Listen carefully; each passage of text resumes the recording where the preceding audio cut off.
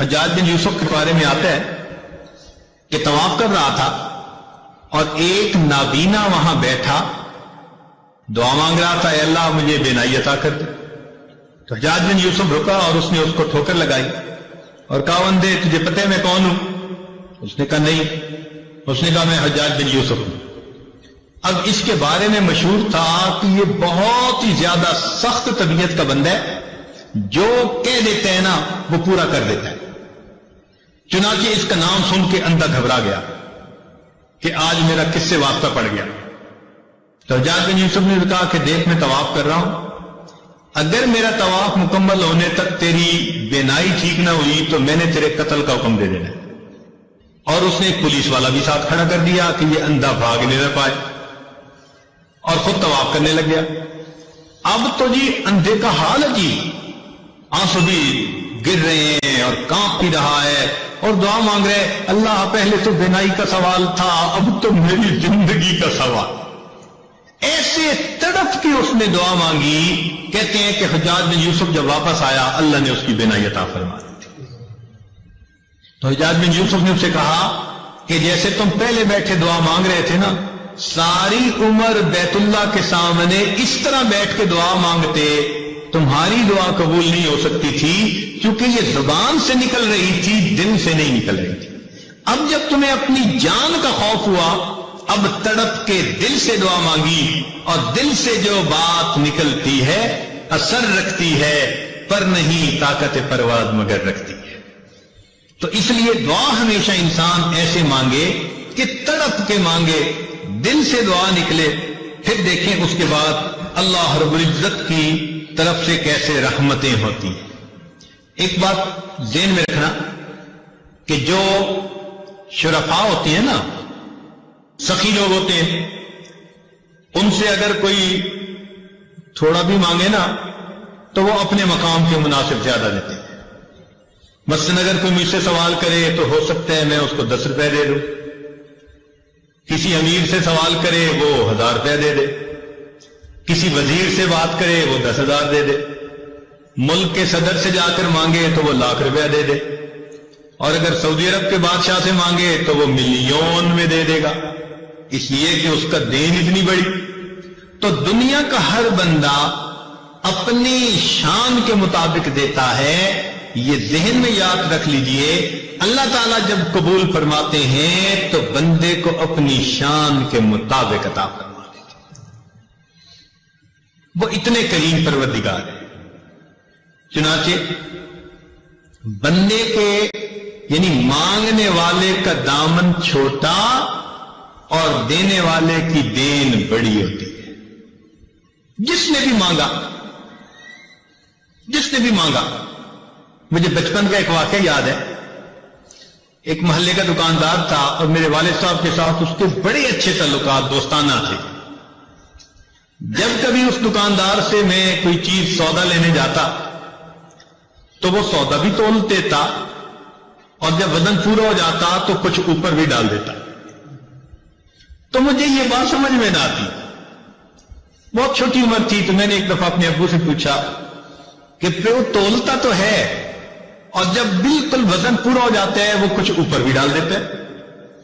تو ابو نے بتلایا کہ بیٹے یہ اس کی محبت ہے کہ جتنا حق بنتا ہے وہ حق سے زیادہ ہمیں دیتا ہے۔ وہ بچپن کی بات آج یاد آتی ہے کہ اگر ایک انسان کے اندر محبت ہے، اخلاص ہے، تعلق ہے، وہ مانگنے والے کو اس کی مانگ سے زیادہ دیتا ہے، تو اللہ رب العزت تو بڑے کریم ہیں، رحیم ہیں۔ بندہ جب اللہ تعالیٰ سے مانگتا ہے، اللہ تعالیٰ اس کی توقعات سے بھی بڑھ کر اسے عطا فرما دیتا ہے۔ اب اس کی طرح 2-4 مثالیں سن لیجئے۔ حضرت ابراہیم علیہ السلام اپنی بیوی سیدہ ہاجرہ رضی اللہ تعالیٰ عنہ اور اپنے بیٹے اسماعیل علیہ السلام کو ملک شام سے لے آئے اور انہوں نے مکہ مکرمہ میں آ کر آباد کیا۔ وہاں پر کہیں سبزہ ہی نہیں تھا، نام و نشان ہی نہیں تھا، بالکل بواد غیر ذی زرع، کوئی زراعت کا نام و نشان ہی نہیں تھا۔ جب انہوں نے ان کو وہاں بسایا تو دعا مانگی کہ اے اللہ ورزقہم من الثمرات، ان کو کھانے کے لیے پھل عطا کر دیجئے۔ ہم جیسا کوئی ہوتا تو کھانے کے لیے روٹی پانی مانگتا، مگر انبیاء کی شان بلند ہوتی ہے، فراست بڑی ہوتی ہے، انہوں نے اللہ تعالیٰ سے کھانے کو پھل مانگے۔ اب دیکھیے کہ اللہ تعالیٰ نے ان کی دعا کی قبولیت کا جہاں تذکرہ کیا تو وہاں ارشاد فرمایا یجبا الیہ ثمرات کل شیء، اے میرے پیارے ابراہیم، ہم اس جگہ ہر چیز کے پھل پہنچائیں گے۔ حالانکہ ثمرات الاشجار کہہ دیتے تو بھی بات ٹھیک تھی کہ درختوں کے پھل، اور مانگنے والے کی نیت تو درختوں کے ہی پھل تھی نا، مگر جب دینے والے نے دینے کا اعلان کیا تو ثمرات الاشجار نہیں کہا، ثمرات کل شیء، ہر چیز کا ثمر پہنچے گا۔ چنانچہ آج آپ دیکھیں کہ کھیتیوں کا ثمر سبزیاں ہیں، درختوں کا ثمر ان کے پھل ہیں، ملوں کا ثمر ان کا پروڈکٹ ہے، کسی کا ثمر کپڑا، کسی کا ثمر چینی، کسی کا ثمر پلاسٹک کی چیزیں۔ تو پوری دنیا میں جو ثمر بھی کہیں سے نکل رہا ہے اللہ تعالیٰ اس کو اس مکہ مکرمہ کے دیش میں پہنچا رہے ہیں۔ انسانوں کا ثمر ان کی اولاد ہوتی ہے، اور دیکھو انسان اپنی اولاد کو وہاں بھیجنے کے لیے دعائیں مانگے، جی دعا کرو میرے بیٹے کا سعودی عرب میں کام بن جائے۔ ہم اپنے دل کے ثمر کو بھی وہاں بھیجنے کے لیے تیار۔ تو دیکھیے انہوں نے تو درختوں کے پھل مانگے، اللہ نے ہر چیز کا پھل اس جگہ پر پہنچا دی۔